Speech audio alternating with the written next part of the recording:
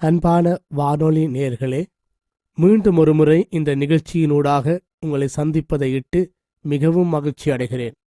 சிறப்பாக இந்த நாளிலே சிலுவையும் மன்னிப்பும் என்ற கருப்பொருளிலே அல்லது தலையங்கத்திலே உங்களோடு பேச விரும்புகிறேன். கிறிஸ்தவ வாழ்க்கையிலே நாங்கள் பெற விரும்புவதும் பிறருக்கு கொடுக்க தயங்குவதும் எதுவென்று பார்த்தால் அதுதான் இந்த மன்னிப்பு என நாங்கள் கூறலாம். மிக கடினமான ஓர் உணர்வலைகளில் ஒன்றாக இது காணப்படுகிறது.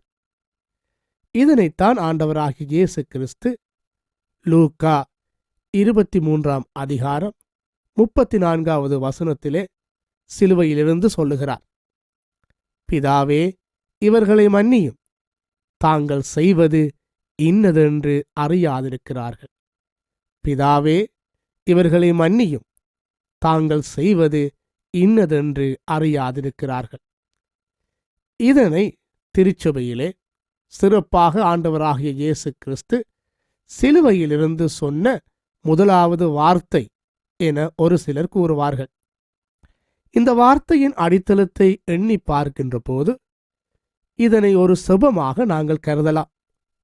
ஆண்டவராகிய இயேசு கிறிஸ்து இதனை ஒரு முறை சொல்லி நிறுத்திவிடவில்லை. அவர் சிலுவையில் உயிர் துறக்கும் வரை பிதாவை நோக்கி, பிதாவே, இவர்களை மன்னியும், தாங்கள் செய்வது இன்னதென்று அறியாதிருக்கிறார்கள் என தனக்கு தீங்கிழைத்த அனைவரை பார்த்தும் சொன்ன ஓர் ஜெபமாக இதனை கருதலாம். எனவே இந்த ஜெபத்திலே காணப்படுகின்ற மன்னிப்பின் தன்மையை எண்ணி பார்க்கின்ற போது ஆண்டவர் இயேசு எப்பேற்பட்ட மன்னிப்பை எங்களுக்கு வழங்கியுள்ளார் அல்லது எப்பேற்பட்ட மன்னிப்பை சிலுவை வழங்கியுள்ளது என்பதை உங்களோடு பகிர்ந்து கொள்ள விரும்புகிறேன். வேத புத்தகத்தை வாசித்து பார்க்கின்ற போது பலதரப்பட்ட மன்னிப்பின் தன்மைகளை அது எமக்கு எடுத்து காண்பிக்கின்றது. உதாரணமாக, முதலாவது வகையை பார்க்கும்போது அதனை பயமுறுத்தலுடன் கூடிய மன்னிப்பு என கூறலாம். சிறப்பாக ஆபிரகாமின் வாழ்க்கையை படித்து பார்க்கின்ற போது அங்கே அபிமெலேக்கு என்று சொல்லப்படுகின்ற அரசனுடைய காலத்திலே இந்த சம்பவம் நடைபெறுகின்றது. ஆபிரகாம் அபிமெலேக்கு என்று சொல்லப்படுகின்ற அரசனை மிகவும் பயமுறுத்தி அவரை மன்னிக்கின்றார்.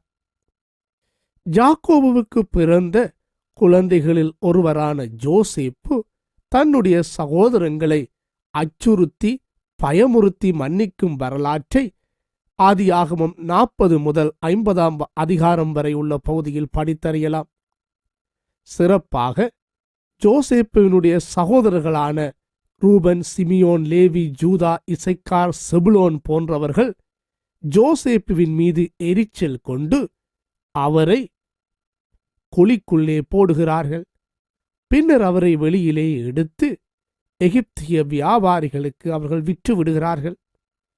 எகிப்திய வியாபாரிகள் அவரை பொத்திப்பாருடைய இல்லத்திலே விற்று விடுகின்றார்கள். இவ்வாறாக பல்வாறு விற்கப்பட்ட அனுபவத்திற்கூடாக சென்ற யோசேப்பு ஈற்றிலே எகிப்திலே அதிகாரியாகின்றான். எனவே கோசேன் பட்டணத்திலே வாழ்ந்த யாக்கோபின் குடும்பத்தினர் பஞ்சத்தின் மிகுதியினால் எகிப்துக்கு வருகின்றார்கள். அங்கே யாக்கோவினுடைய பிள்ளைகள் யோசேப்புவை பார்க்கிறார்கள். தங்களுடைய சகோதரன் எகிப்திலே அதிகாரியாக இருப்பதை உற்று நோக்குகின்றார்கள்.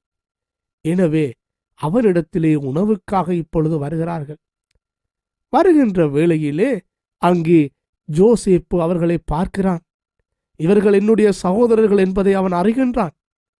என்ன செய்கின்றான் என்று சொன்னால், அவன் சென்று அழுகின்றான். அழுத பின்னர் மறுபடியும் அவர்களை நோக்கி சொல்லுகிறான், இதோ நீங்கள் எனக்கு தீமை செய்தீர்கள், பல்வேறுபட்ட தீமைகளை எனக்கு நீங்கள் செய்தீர்கள். ஆனால் நான் உங்களுக்கு எத்தகைய ஒரு தீமையும் செய்ய மாட்டேன். என்னிடத்திலே உங்களை பழிவாங்குவதற்கு வேண்டிய அதிகாரமும் வல்லமையும் காணப்படுகின்றது.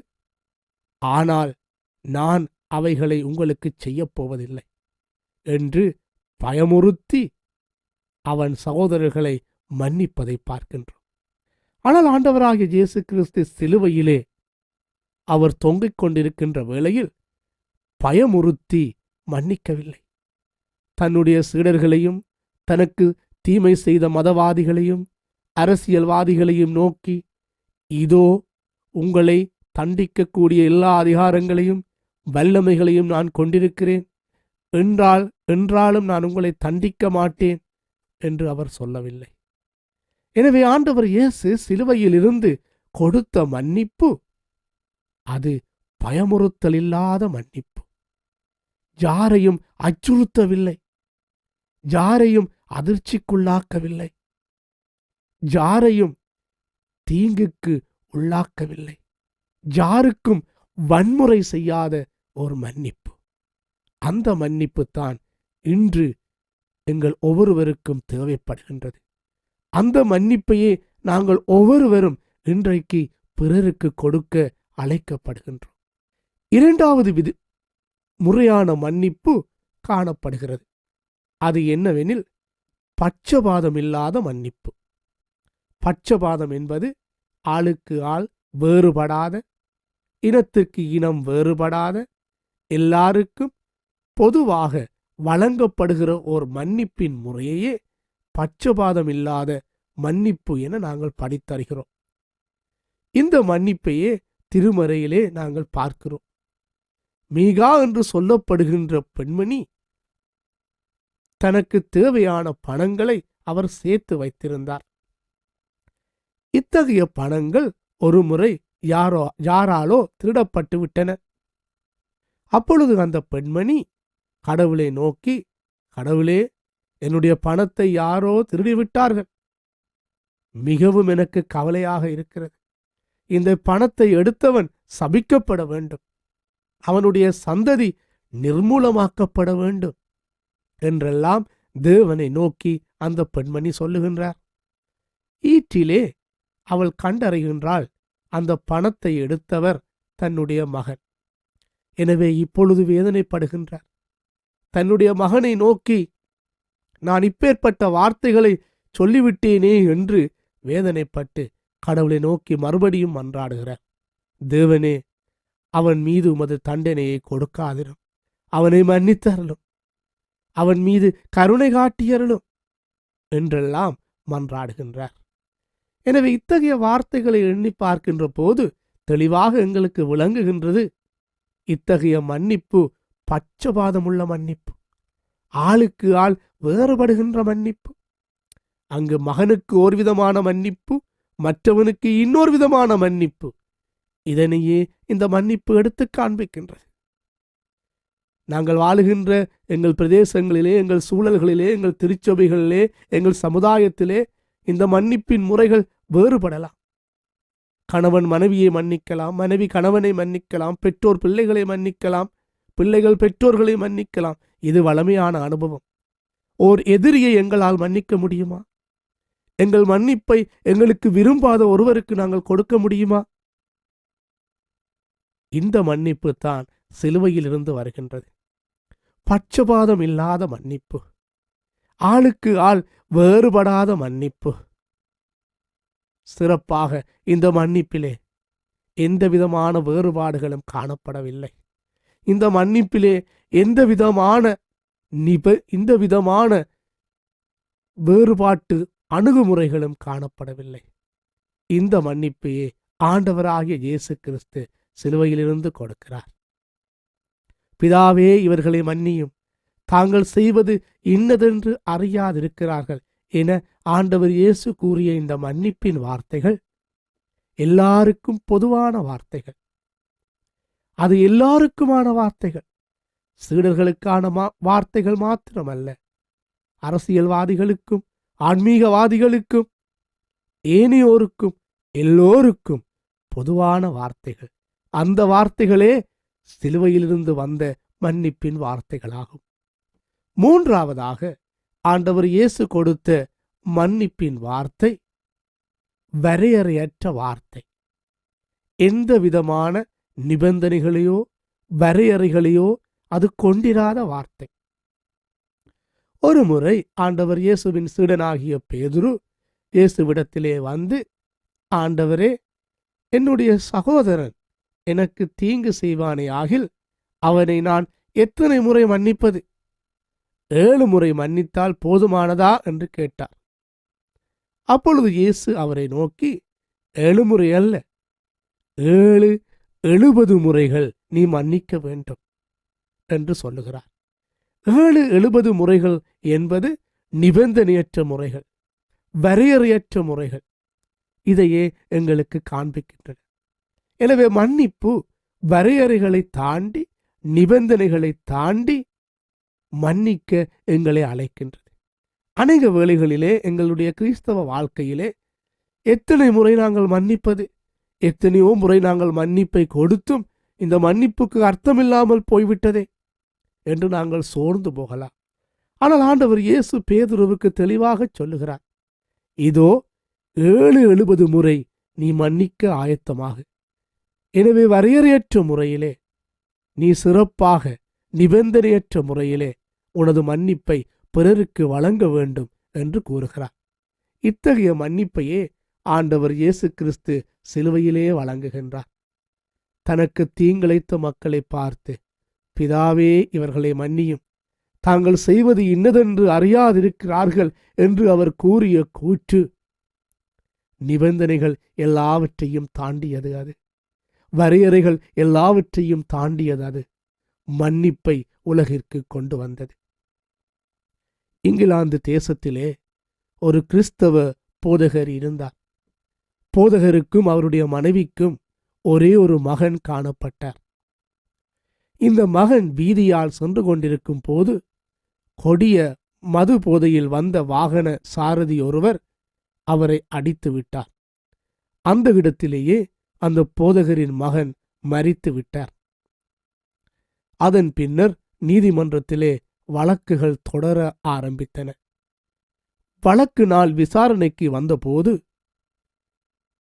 வாகன சாரதி நீதிமன்றத்திற்கு கொண்டு வரப்பட்டான். கைகளிலே விலங்குகள் அணியப்பட்டவனாக அவன் நீதிமன்றத்துக்கு முன்பதாக கொண்டு வரப்பட்டிருந்த வேளையிலே போதகரும் அவருடைய மனைவியும் நீதிபதியை நோக்கி, ஐயா, இந்த மனிதன் மதுபோதையிலே வந்தது உண்மை. என்னுடைய மகனை வாகனத்தினால் அடித்தது உண்மை. என்னுடைய மகன் இப்பொழுது மரித்து விட்டான். அவன் இனி ஒருபோதும் உயிர் பிழைக்கப் போவது இல்லை. எனவே இவனுக்கு தீங்கு செய்த இந்த சாரதியை நான் மன்னிக்கின்றேன். இவருக்கு நாங்கள் கடூழிய சிறை தண்டனைகளையும் மரண தண்டைகளையும் கொடுப்பதன் ஊடாக என்னுடைய மகனுக்கு ஈடாக நான் அந்த தண்டனைகளை ஒருபோதும் எண்ணவில்லை. நான் இவரை மன்னிக்கிறேன் என்று கூறினார். இதனை கேட்ட நீதிபதி மிகவும் ஆச்சரியமடைந்தார். அவர் அந்த போதகரை நோக்கி, ஐயா, இவைகளை செய்வதற்கு உங்களுக்கு எவ்வாறு முடிந்தது என்று கேட்டார். அப்பொழுது அந்த போதகர் நீதிபதியை நோக்கி, ஐயா, இப்பேற்பட்ட மன்னிப்பையே ஆண்டவர் இயேசு சிலுவையிலே எங்களுக்கு தந்தார். சிலுவையிலே தனக்கு தீமை செய்த ஒவ்வொரு மக்களையும் நோக்கி, பிதாவே, இவர்களை மன்னியும், தாங்கள் செய்வது இன்னதென்று அறியாதிருக்கிறார்கள் என அவர் அளித்த மன்னிப்பு எத்தகைய நிபந்தனைகளையும் உள்ளடக்கவில்லை. எத்தகைய வரையறைகளையும் அது உள்ளடக்கவில்லை. எல்லோரையும் நிபந்தனைகளையும் வரையறைகளையும் தாண்டி செல்லுமாறு அழைத்த மன்னிப்பு அது. அந்த மன்னிப்பையே நான் இவருக்கு வழங்குகிறேன் என கூறினார். அன்பானவர்களே, நாங்கள் வாழுகின்ற இந்த உலகிலே இப்பேற்பட்ட நிபந்தனையற்ற வரையறையற்ற மன்னிப்பு மிக அவசியமாகின்றது.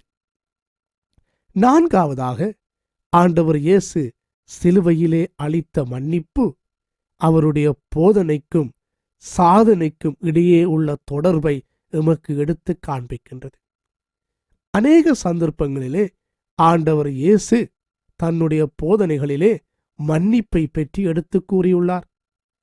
மத்தேயு 6ஆம் அதிகாரம் 9ஆம் வசனத்திலிருந்து படித்து பார்க்கின்ற போது, பரலோக செபத்திலே நாங்கள் பிறர் குற்றங்களை மன்னிப்பது போல எங்கள் குற்றங்களை எங்களுக்கு மன்னித்தருளும் என்று ஆண்டவர் இயேசு மன்றாடுவதை பார்க்கிறோம். எனவே இத்தகைய சூழ்நிலையிலே ஆண்டவர் இயேசு பிதாவை பார்த்து சொல்லுகிறார், பிறருடைய குற்றங்களை நாங்கள் மன்னிப்பது போல எங்கள் குற்றங்களை எங்களுக்கு மன்னியும்.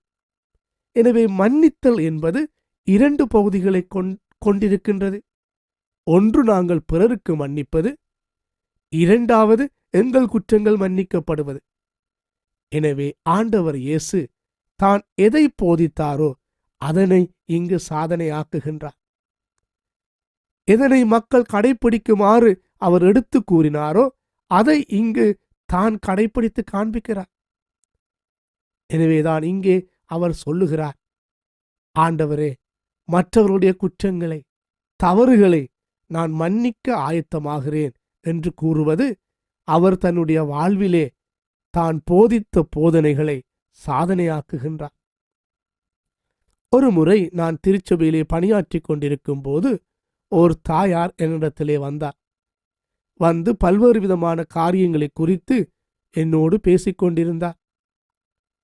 நான் அவரை பார்த்து, அம்மா, உங்களுடைய சகோதரி எப்படி இருக்கிறார் என்று கேட்டேன். அப்பொழுது அவர் என்னை நோக்கி, ஐயா, அதை பற்றி என்னோடு பேசிவிடாதிருங்கள். நான் என்னுடைய சகோதரியுடன் பேசி 25 வருடங்கள் ஆகிவிட்டன என்று கூறினார். அவளை நான் மன்னிக்கவே ஆயத்தமில்லை என்று அவள் கூறினார். அப்பொழுது நான் அவளை நோக்கி, அம்மா, நீங்கள் வாரத்திற்கு எத்தனை முறை பரலோக செபத்தை செபிக்கிறீர்கள் என்று கேட்டேன். அதை ஒவ்வொரு முறையுமே நான் செபிக்கிறேன், நாளுக்கு 3 முறை கூறுகிறேன் என்று கூறினார். அம்மா, அதிலே ஒரு வார்த்தை வருகிறதல்லவா, பிறர் குற்றங்களை நாங்கள் மன்னிப்பது போல எங்கள் குற்றங்களை எங்களுக்கு மன்னியும் என்று நாங்கள் கூறுகின்ற போது உங்கள் சகோதரியுடைய குற்றத்தை மன்னிக்க வேண்டும் என்ற எண்ணம் உங்களுக்கு வருவதில்லையா என்று கேட்டேன். அப்பொழுது அவள் அழ ஆரம்பித்தார். எனவே அன்பானவர்களே, சிலுவையிலே ஆண்டவர் இயேசு தந்த மன்னிப்பு வெறுமனே வார்த்தைகள் அடங்கிய மன்னிப்பு அல்ல. அந்த மன்னிப்பு பயமுறுத்தல் இல்லாத மன்னிப்பு, அச்சுறுத்தல் இல்லாத மன்னிப்பு, தனக்கு தீமை செய்த தீங்கிழைத்த மக்களுக்கு எத்தகைய வன்முறையையும் சம்பாதித்து கொடுக்காத மன்னிப்பு. அதற்கு அப்பாலே அந்த மன்னிப்பு எத்தகைய நிபந்தனைகளையோ வரையறைகளையோ வைக்கவில்லை. அதற்கு மேல் அது பட்சபாதமில்லாத மன்னிப்பு. அது ஆண்டவர் இயேசுவினுடைய போதனைகளை சாதனையாக்கிய மன்னிப்பு. எனவே அந்த மன்னிப்பு சிலுவையிலிருந்து எங்களுக்கு கிடைக்கின்றது. சிலுவையிலிருந்து வருகின்ற பட்சபாதம் இல்லாத, பயமுறுத்தல் இல்லாத, வரையறை இல்லாத, நிபந்தனை இல்லாத வாழ்வோடு கூடிய அந்த மன்னிப்பை நாங்கள் இன்று எங்கள் சொந்தமாக்கிக் கொள்வோம். அத்தகைய மன்னிப்பை பிறருக்கு கொடுக்கவும் நாங்கள் ஆயத்தமாவோம். ஜெபம் செய்வோம். அன்பும் இரக்கமும் உள்ள இயேசு சுவாமி, நீர் சிலுவையிலே சம்பாதித்த மன்னிப்பு மேன்மை உள்ளது ஆண்டவரே. அது பயமுறுத்தல் இல்லாத மன்னிப்பு, வரையறையில்லாத மன்னிப்பு, நிபந்தனை இல்லாத மன்னிப்பு, பட்சபாதம் இல்லாத மன்னிப்பு, வாழ்வையும் மனிதனையும் இணைக்கும் மன்னிப்பு. இத்தகைய மன்னிப்பை நீர் சிலுவையிலிருந்து உமக்கு தந்தீரே, அதற்காக உமக்கு நன்றி. உம்மிடமிருந்து பெற்றுக்கொண்ட அந்த மன்னிப்பை பிறருடன் நாங்கள் பகிர்ந்து கொள்ள எங்களுக்கு உதவி செய்யும். இயேசுவின் மூலம் மிக தாழ்மையுடன் ஜெபிக்கிறேன் பிதாவே. ஆமேன்.